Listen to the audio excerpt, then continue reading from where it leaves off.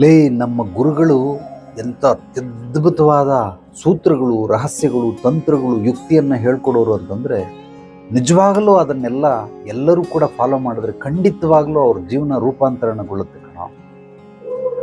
ಮೊದಲನೇದು ಲೈಬ್ರರಿ. ಎಷ್ಟು ಸಾಧ್ಯವಾಗುತ್ತೋ ಅಷ್ಟು ಸಮಯವನ್ನು ಲೈಬ್ರರಿಲಿ ಕಳಿ.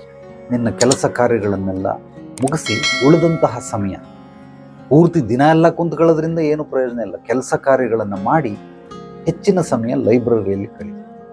ಎರಡನೆಯದು ವ್ಯಾಯಾಮ. ಅಂದರೆ ನೀನು ಜಿಮ್ಗೆ ಹೋಗ್ತೀಯಾ, ಇಲ್ಲ ಯೋಗ ಮಾಡ್ತೀಯಾ, ಆ್ಯರೋಬಿಕ್ಸ್ ಮಾಡ್ತೀಯಾ, ಅಥವಾ ಪಾರ್ಕಲ್ಲಿ ಸರಳ ವ್ಯಾಯಾಮ ಮಾಡಿ ಏನೋ ಒಂದು ಆ ವ್ಯಾಯಾಮ ಶಾಲೆಯಲ್ಲಿ ನೀನು ಕಳಿಬೇಕು.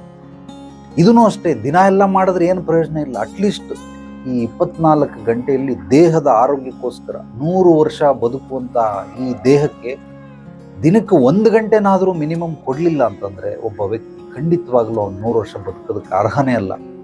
ಅದು ಹೆಂಗೋ ಒಂಥರ ಕಾಯಿಲೆ ಬಿದ್ದು ಬದುಕೋದಕ್ಕಿಂತ ಆರೋಗ್ಯವನ್ನು ಕಾಪಾಡಿಕೊಳ್ಬೇಕಾದ್ರೆ ಈ ರೀತಿ ಮಾಡಬೇಕು. ಮೂರನೇದು ಮಂದಿರ.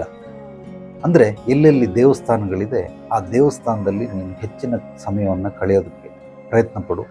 ಯಾವುದಾದ್ರೂ ಕೀರ್ತನೆ, ಭಜನೆಗೆ ಹೋಗು, ಪ್ರವಚನ, ಸತ್ಸಂಗ ಕಾರ್ಯಕ್ರಮಗಳಿಗೆ ಭಾಗವಹಿಸು. ಖಂಡಿತವಾಗ್ಲೂ ನಿನಗೆ ಜ್ಞಾನಾಭಿವೃದ್ಧಿ ಆಗುತ್ತೆ. ಈ ಮೂರು ಕೂಡ ನನ್ನ ಗುರುಗಳು ಹೇಳ್ತದೆ ನಿಮಗೆ ತ್ರಿಶಕ್ತಿಗಳು. ಒಂದು ಲೈಬ್ರರಿ, ಇನ್ನೊಂದು ಜಿಮ್ಮು, ಮತ್ತೊಂದು ಮಂದಿರ, ಟೆಂಪಲ್. ಈ ಮೂರಲ್ಲೂ ಕೂಡ ನೀನು ಹೆಚ್ಚು ಕಾಲ ಕಳೀತದಂತೆ ಖಂಡಿತವಾಗ್ಲೂ ನಿನ್ನ ಬದುಕು ರೂಪಾಂತರಣ ಮಾಡೋದಕ್ಕೆ ಅನುಕೂಲ ಮಾಡಿಕೊಡುತ್ತೆ. ಎಷ್ಟೊತ್ತವರೆಗೂ ಇರಬೇಕು ಅನ್ನೋದಕ್ಕೆ ಒಂದು 50-30-20 ಪ್ರಿನ್ಸಿಪಾಲ್. ಇದನ್ನು ನೀನು ಫಾಲೋ ಮಾಡ್ಕೋ.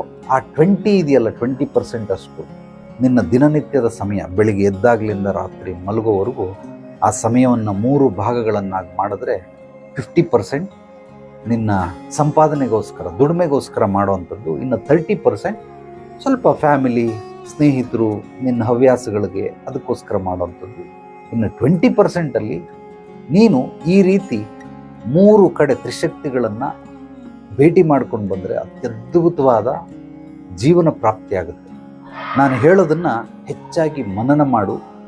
ಬರೀ ಈ ಕಿವಿಲಿ ಕೇಳಿ ಈ ಕಿವಿಲಿ ಬಿಡಬೇಡ.